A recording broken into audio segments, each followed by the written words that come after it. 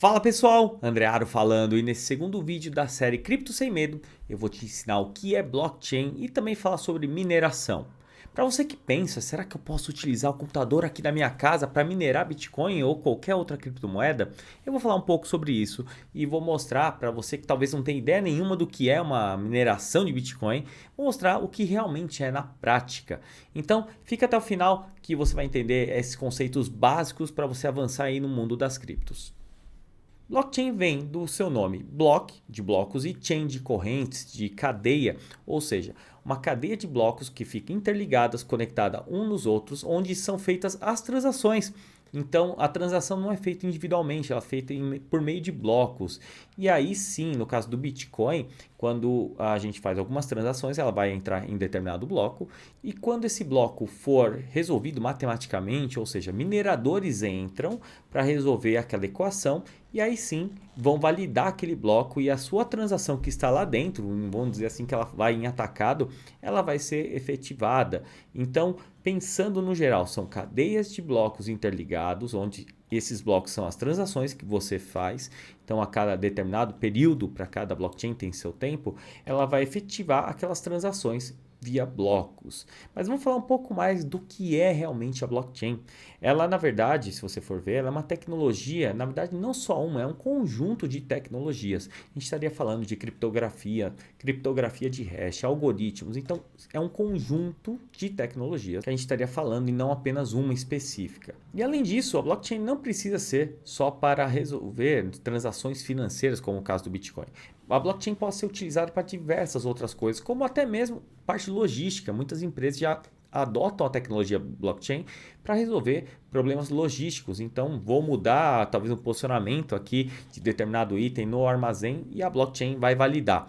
Porque duas coisas interessantes. A blockchain ela é um registro, um livro aberto, vamos dizer até um livro contábil nessa parte do Bitcoin, ou seja, todas as transações desde o começo do Bitcoin, elas ficam dentro da blockchain. Bitcoin não sai, ele na verdade só muda o acesso de uma carteira para outra. Então você transacionou, quem tem acesso àquele Bitcoin que está dentro da blockchain, ele só muda a carteira. Então tudo que está na blockchain é um livro aberto, você pode ver todas as transações. E outro ponto é que ela é imutável, o que entra na blockchain não pode ser mudado. Então se você vai transferir um Bitcoin para uma pessoa, ou uma fração dele pelo menos, você tem que tomar muito cuidado. Isso em qualquer blockchain, porque uma vez que você digitou aquele endereço e transacionou, ele não pode ser alterado. Então, se tem algum erro, você provavelmente vai perder aquele valor. Então, muito cuidado, blockchains não só do Bitcoin, mas no geral, para que você faça realmente com cuidado essas transações, verifique, saiba o que está fazendo e certifique-se que tudo está correto. Mas falando no geral, para realmente entender como que ela veio, né? Então a blockchain ela foi criada aí no Bitcoin. Ele não foi a primeira criptomoeda, como a gente viu, mas o que fez ele dar certo foi realmente essa tecnologia que estava por trás. Então, além de transacionar, fazer que o Bitcoin saísse de um lugar e chegasse no outro, ela resolveu aquele problema do gasto duplo, que seria mais ou menos se alguém enviasse um Bitcoin e ficasse com ele e outra pessoa recebesse, como se fosse um arquivo que eu mando via e-mail, um arquivo de Excel, essa apresentação em PowerPoint. Então, esse é o grande ponto da blockchain. Ela foi criada para resolver esse problema do gasto duplo e sim, ela efetiva as transações. Ela é um livro aberto de registro, então ela não só entrega, como também registra e todo o histórico fica lá. Caso você saiba o endereço, você pode verificar tudo que tem nele, então não tem como você enganar a blockchain. O único ponto é que ela não vai registrar aquele endereço como o meu nome, CPF, por exemplo. Ela vai ter um endereço que vai ser meu, seja ele numa carteira de corretora, uma hard wallet, não importa. Então a blockchain ela vai realmente fazer transferências entre endereços e você não vai se cadastrar na blockchain como o André. Isso você vai fazer utilizando talvez uma corretora, que aí sim você vai precisar se identificar. Mas dentro da blockchain você é um endereço apenas. Mas avançando um pouco mais para a gente entender no caso do Bitcoin, então como a gente falou aí que ela foi criada, resolveu aquele problema do gasto duplo, mas o grande ponto é que a gente fala que o Bitcoin ela é uma moeda descentralizada. Quando a gente está falando de descentralização, a gente está falando de descentralização do Estado, de uma instituição financeira. Porém, quando a gente fala da rede, ela é uma rede distribuída. E aqui nesse exemplo, aqui na tela, a gente tem 3 exemplos aí de rede. Então, no primeiro caso, a gente estaria falando de uma rede centralizada, ou seja, uma empresa que detém um servidor que vai todo mundo vai utilizar aquele servidor no mundo. Se aquele servidor cai, que acontece muito nos dias atualmente, cai todo o sistema, então todo mundo fica sem acesso. O segundo seria uma rede descentralizada, porém, rede descentralizada, ela utiliza assim, ela tem um hub principal e ela tem umas distribuições, então não necessariamente vai se cair alguma distribuição, e aí eu gosto de fazer uma analogia com a parte de energia elétrica. No primeiro caso é como se caísse a usina parou de produzir energia, não tem como enviar, a gente para todo o sistema, então todo mundo que depende daquilo lá cai, para tudo. No segundo caso é como se caísse o transformador da sua rua. Então, olhando aqui na tela, consigo ver, caiu o transformador, sua rua, talvez seu prédio, sua casa. Muita gente ficou, mas na rua de cima do bairro do lado ainda tem energia. Porém, numa rede distribuída, cada ponto ou cada computador que vai validar a transação, aí a gente começa a falar de mineradores. Cada minerador, cada pessoa que valida aí na rede do Bitcoin, ou em outras redes que utilizam essa mesma metodologia aí de rede distribuída, cada ponto ele é único, ele não está conectado. Então, se cair um ponto, é como se caísse o disjuntor da sua casa, ou seja, as outras casas da rua não vão ser afetadas, outras casas aí no seu prédio, outros apartamentos não vão ser afetados, somente a sua casa. E nesse ponto de rede distribuída, a gente pode pegar como foi a China expulsando os mineradores aí em maio de 2021. Ocorreu a expulsão de todos os mineradores e a China era o país que tinha maior número de empresas minerando. Ou seja, a maior força computacional da rede do Bitcoin estava centralizada dentro da China. E do dia para a noite eles tiveram que parar tudo e mover para outros países. Com isso, a rede perdeu boa parte. Vamos assim dizer que esse pedaço aqui, ó, ela perdeu muita gente. Então a hash rate, que é uma das metodologias que a gente consegue avaliar a força computacional, ela caiu bastante. Ela estava em níveis recordes de mais gente minerando, uma rede mais segura, mais descentralizada. E aí a rede acabou ficando um pouco mais congestionada, lenta, mas em nenhum momento ela parou. Então ela perde um pedaço, sim, mas em nenhum ponto afeta o outro. Ele simplesmente vai sobrecarregar os outros validadores. E agora também, ao longo do ano de 2021, a gente teve essa retomada até níveis recordes no final do ano. Então um dos pontos para a gente avaliar, inclusive, como está a rede, é algo conhecido como hash rate. Então a gente consegue ver essas informações de blockchain disponíveis aí na internet e isso consegue validar a força, principalmente falando do Bitcoin. E outro ponto para a gente falar aqui é o que a gente chama de trilema das blockchains. Então, olhando essa outra imagem, a gente vê um triângulo e nesse momento que eu estou gravando o vídeo, em final de 2021, a gente tem 3 pontos que geralmente as blockchains tentam resolver, porém conseguem resolver no máximo 2 até o momento. E seriam eles: segurança, escalabilidade e descentralização. E aqui, pegando o exemplo da rede do Ethereum e do Bitcoin, a gente consegue ver que elas focaram muito em descentralização e segurança, porém são redes que são pouco escaláveis. E o que seria isso? Seriam redes que não conseguem transacionar muitas transações por segundo, minuto, então redes que também custam um pouco mais caro para que você consiga efetuar, porém são redes muito seguras e redes descentralizadas, espalhadas ao redor do mundo. Diferente de outros projetos, como pegar aqui a Ripple. Ripple é uma empresa centralizada, ela é uma rede segura, consegue fazer ótimas transações, consegue fazer várias transações por segundo, muito mais do que Bitcoin e Ethereum, porém ela ainda é uma rede centralizada, ou seja, tem servidores lá daquela empresa, poucos validadores. Porém, cada blockchain tem a sua característica.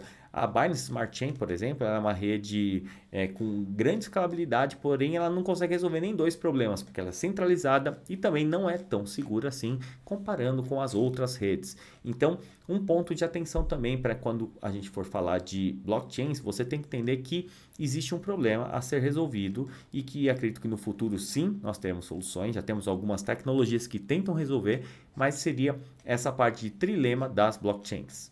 E para fechar essa parte, só para a gente fazer um resumo do que é blockchain. Então a gente viu no slide anterior que blockchain, né, do nome, seria uma rede aí de blocos conectados onde são feitas as transações e elas ficam como um livro aberto. Então todas as transações dentro da blockchain elas são disponíveis para que todos possam verificar. Ela fica registrada e uma vez que entra na blockchain ela é imutável. E aqui a gente consegue olhar nesse slide um pouco do conceito das redes. E a gente pode ver o que a gente tem muito nos dias atuais de rede, falando rede não só com aquele exemplo que eu dei, mas falando principalmente, grupo Facebook, Instagram, WhatsApp. Quando cai, esse sistema cai para todo mundo. Então são redes centralizadas. E o modelo de web para 3.0, que é a evolução, coisas que a gente já tem em cripto, como uma rede descentralizada do Bitcoin, Ethereum, é o que a gente já consegue ver no mundo cripto, que seria uma rede distribuída, ou seja, uma rede que não para, vão ter vários validadores, não vai ser só uma empresa, e também outras características que aí já seriam outro assunto para a gente falar. Posso falar inclusive mais para frente. Se vocês quiserem saber um pouco mais dessa evolução de rede de Web 3.0, deixa aqui no comentário para que eu consiga entender se você quer ou não saber e posso fazer um vídeo sobre isso também para falar. E já aproveitando, se você ainda não é inscrito no canal, aproveite, se inscreva e veja vídeos como esse também para que você entenda mais do mundo cripto e também novidades que eu vou lançando ao longo do tempo. E agora vamos falar de mineração, que é aquela parte dos validadores, quem valida a rede. Antes que eu mude de slide, você tem ideia de como que é uma empresa de mineração de Bitcoin? Você tem uma ideia de como que funciona, como que são os computadores? Então, não sei se você tinha essa ideia, mas caso você não conheça, seria mais ou menos assim como essa foto. Então, quando a gente fala de mineração, a gente estaria falando de pessoas que vão validar com força computacional, nesse caso do Bitcoin, que é um Proof of Work. Essa rede do Bitcoin ela é feita dessa maneira, ou seja, utilizamos força computacional, computadores para resolver problemas e matemáticos e com isso validar aqueles blocos e todas as transações que estão dentro deles. Então, o processo de mineração do Bitcoin, ele é sim força física computacional e seriam igual dessa foto, vários computadores ligados, placa de rede, então uma força computacional muito grande, então seriam servidores praticamente disponíveis para efetuar as transações. Só que isso aqui espalhado ao redor do mundo. Então, se você queria saber se a sua máquina hoje pode minerar Bitcoin, a resposta é não. No começo da rede do Bitcoin, sim, utilizavam os próprios computadores, mas as pessoas foram, né, as empresas foram sendo criadas para aumentar essa segurança da rede e também uma performance maior e com isso criaram as empresas de mineração. Então, vendo igual essa foto, que eu não sei se você tinha uma ideia, pode ser mais ou um pouco menos bagunçado também, mas seria isso, nada mais do que servidores, computadores disponíveis. Então, falando de mineração do Bitcoin, não seria viável hoje para a gente falar em minerar. Então, se você pensa em minerar, toma muito cuidado por alguns pontos. Primeiro, se aquela moeda ela vai continuar naquele sistema de Proof of Work, como a gente vê o caso do Bitcoin. O Bitcoin sim, mas o Ethereum, por exemplo, está saindo para uma atualização de Ethereum 2.0 e aí ele vai mudar de Proof of Work para Proof of Stake. E aí a gente não vai ter a força computacional validando, e sim a moeda em stake, moeda travada dentro da rede do Ethereum, validando as transações. Uma mudança de tecnologia. Então, o primeiro ponto é saber se aquela moeda vai continuar, tem planos de mudar de Proof of Work para Proof of Stake ou qualquer outro modelo. Segundo ponto, você tem que identificar o investimento, o valor a ser investido. Nesse momento, as máquinas aí de mineração, no geral, ao redor do mundo, estão muito caras. Então, para quem vai comprar, e principalmente no Brasil, que a gente tem o fator de dólar, euro, aí na moeda que você for pagar, você vai pagar muito caro. Tem a questão da importação de impostos. E por último, mesmo que você consiga trazer uma máquina dessa potente, tem a questão da energia, que a energia realmente é um ponto muito importante. Quem faz mineração geralmente tem uma energia barata e sustentável. Então não adianta a gente querer pegar nossa energia, principalmente no Brasil, que é um problema muito grande, sempre é muito caro. Então muito cuidado para quem pensa em minerar, não é nada simples. Por mais que muita gente consiga minerar algumas moedas, não é simples. Então entenda que mineração realmente é aquela validação e quem ganha, os mineradores ganham prêmios por usar força computacional.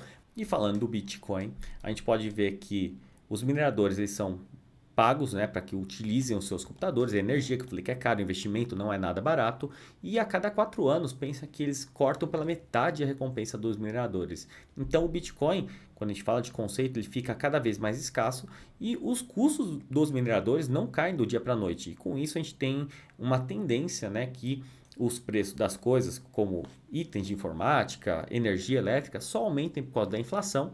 e com o passar do tempo o Bitcoin vai se tornando mais escasso e a gente precisa de Bitcoin, cortando pela metade a recompensa dos mineradores e eles precisam ter lucro. Então, Bitcoin tende a se tornar cada vez mais valioso, até para pagar todos esses custos de minerações, até que a tecnologia consiga evoluir, que eles consigam fazer mais, e seja uma rede um pouco mais escalável, fazer mais transações e com isso eles vão gastar menos força computacional.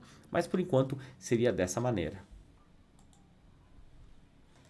Então eu espero que você tenha gostado desse vídeo, entendido aí os conceitos de mineração e também de blockchain. Esses conceitos são conceitos básicos e que a gente precisa entender o que é, o que ela faz, qual é o papel disso para que você entenda também de outras redes. Quando a gente fala de blockchain, a gente está falando não só de Bitcoin, Ethereum, mas cada rede que tem sua blockchain tanto própria ou aquela que utiliza como Solana, Binance Smart Chain, qualquer rede que tem sua blockchain, tem que entender qual ponto que ela tem de positivo e negativo, principalmente entender aquela parte do trilema das blockchains. Então, muito cuidado para identificar novos projetos, tem que entender principalmente se você vai atuar em alguns nichos, qual blockchain que está conectada, se aquela blockchain é segura.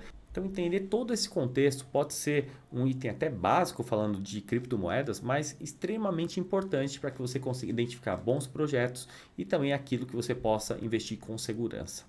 Então é isso, espero que vocês tenham gostado. Já curta esse vídeo para quem não curtiu e até a próxima. Grande abraço.